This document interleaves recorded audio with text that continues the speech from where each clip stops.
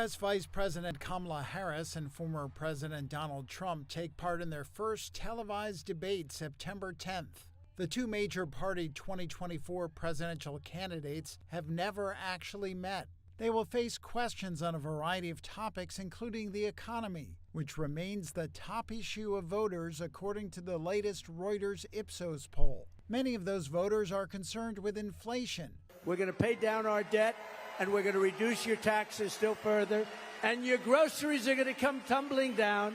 The Republican presidential nominee has vowed to lower prices, but has not offered any specifics on how he would achieve this. Trump has promised to make the tax cuts his administration passed permanent and suggested new across-the-board tariffs on imports while reducing red tape for businesses. Harris has said Trump's tariff plan would be the equivalent of a tax on Americans. That would cost a typical American family, the economists have said this, almost $4,000 a year. She has proposed a federal ban on price gouging on food and groceries. Republicans and some industry groups have called that idea ill-considered. Harris also has outlined proposals to cut taxes for most Americans and build more affordable housing. When it comes to immigration, Harris said in a recent CNN interview she would renew a push for comprehensive border legislation that would tighten migration into the United States and vowed to enforce our laws against border crossings.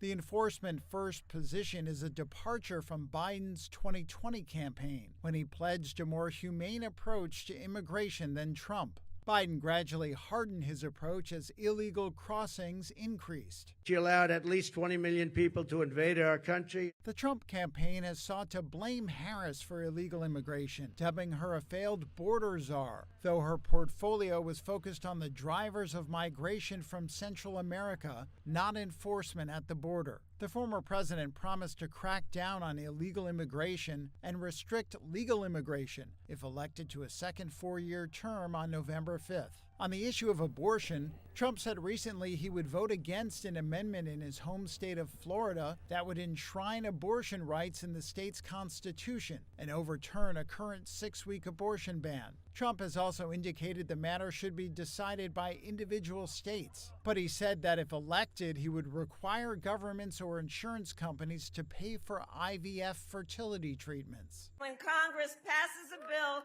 to restore the protections of Roe v. Wade, I will sign it into law.